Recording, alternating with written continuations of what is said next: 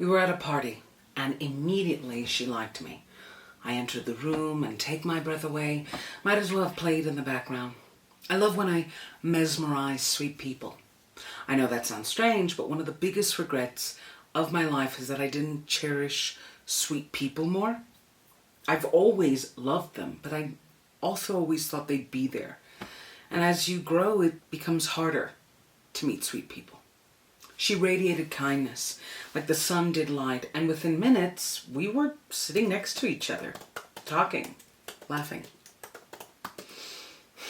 I love talking to people that can talk about everything, and I feel that's a side effect of my upbringing. My father only spoke negatively about everyone. His wife, his children, every single person in existence. And sometimes I wondered if the way he proved his love was by not talking about you, like the men in his life. My childhood was pretty lonely because I was my mother's only child, and my family was pretty clear about to each person his own kid. That led me to have a great imaginary life that, as an adult, is known as maladaptive dreaming, but I like to think of it as my morning manifestation rituals. She had a daughter that she adored, and I asked if she ever wanted more children. Suddenly, this young woman began to cry. My superpower had activated. I don't know. Ever since my brother died, I just cannot imagine more kids. More kids that will not know him, or if my girl experiences this grief. I just can't believe I'm here and he's not. The tears strolled down her face and reminded me of my mother's college friend when his twin died. In Puerto Rico, you pray for a soul to reach heaven for 9 days, and usually there's a rosario in the afternoon of what I call grief parties. People gather, eat, cry, laugh, pray, talk, and it strangely makes you closer to death without actually dying. For people so erased, I love that we made sure we got each other to heaven. For my mother's friend, his twin sister was his world, and the year prior he had lost both his parents. I thought I was ready for this pain, he said. Losing mommy and papi, but this is like losing a limb. I feel like my soul lost its arm. I never forget that. I never forget that he said that. So, as I looked at her, recalling this memory, I said the strangest thing. What a horrible blessing. She stopped and stared at me, like when you cry with a crying baby, and then they become confused, and they're like, what? What are you doing? Why are you doing that? Are you trying to join me or compete? She asked, perplexed, what? I said, it's wild to love somebody so deeply like that. Not everybody has loved or been loved like that. The grief is an homage to how lucky you were. And I'm very proud of that. I got like misty-eyed. I should be a TV writer. Oh, I am. That is really pretty to say, she smiled. I held her hand and we stared into each other's eyes. Maybe that is all we needed to do. Just hold people for a moment. Not date them, not befriend them, not fantasize with them, just hold them. All right, let's heal, let's discuss.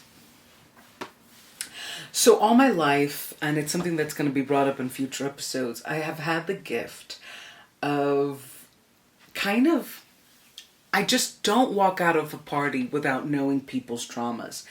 And I think it scares sometimes people because it's just like you sit next to me and suddenly you're divulging your biggest secrets, your biggest fears, and maybe it's my Scorpio stellium, who knows. But it has always been I've always had a weird relationship with that superpower because I noticed it from a very young age. People tell me things and they get like, oh wow, why did I tell you that? Or then they get nervous, like, you tell me things too about you. And I'm like, I did. You just told me your mother left you when you were 9. I don't know why you told me that. I'm going to go back to the open bar. Like, you know, like that's your choice. And I like to think that it's because I radiate an energy of like, I won't judge you. I'm not going to repeat it. I'm not, and I never do actually. So that's why sometimes I'm like, there's something comforting about my energy that they're reading and they just divulge. And I end up giving them great advice, even life-changing advice.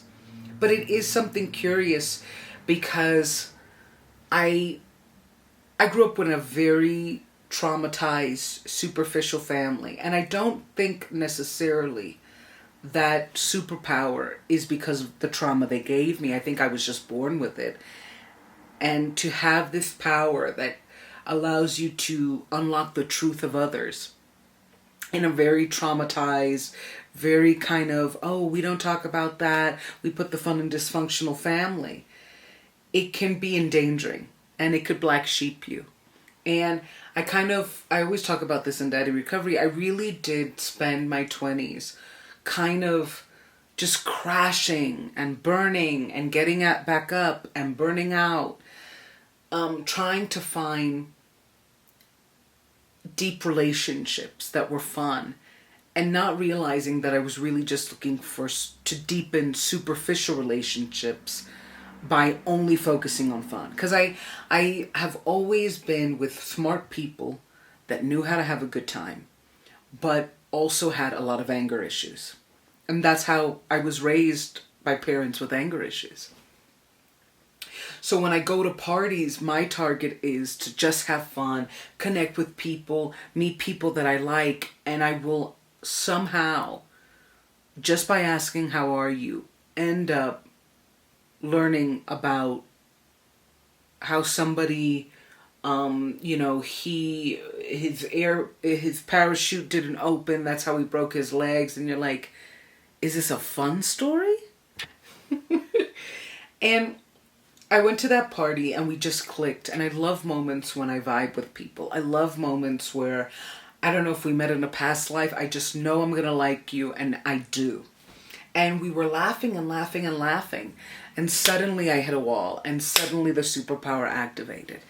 And she got really teary-eyed because her brother had passed, and her daughter had a really hard time. She was 9. And she was having a hard time too, because of kind of like that feeling of, it's like I think he put it so perfectly, it's like your soul lost its arm. And as somebody who's experiencing grief right now, I love, there's certain things people say that you always remember, and that is one of them. I felt so, as someone, like I said, as somebody experiencing grief right now, there are moments where, how to describe it? My grandmother was my mother. My grandmother raised me. Emotionally and mentally, she was my deepest, richest, healthiest connection. Because she was one of the few people that, despite her traumas and her anger issues, because she had them, she loved me in the ways I wanted, in the ways I needed.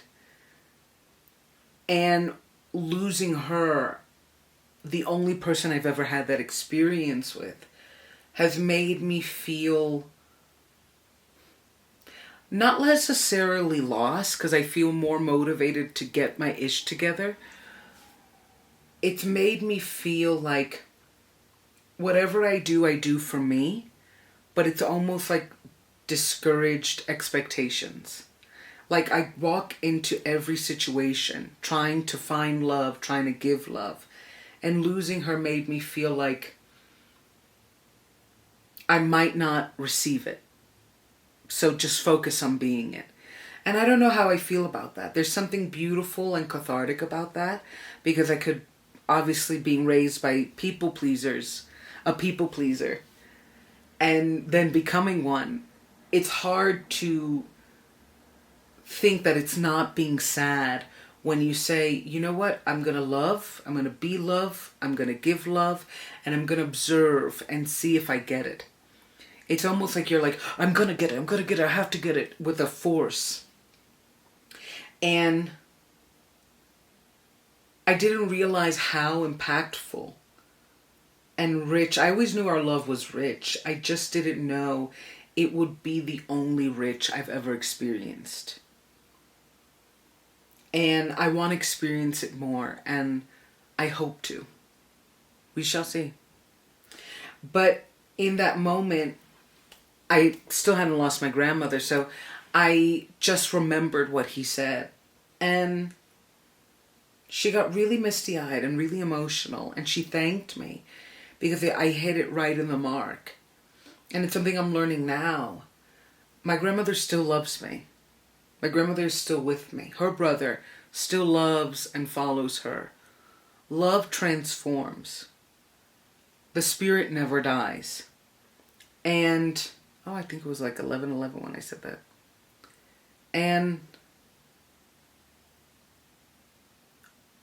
when you're going through a rough time because the father wasn't involved and it wasn't in the picture, it's just hard to raise a kid.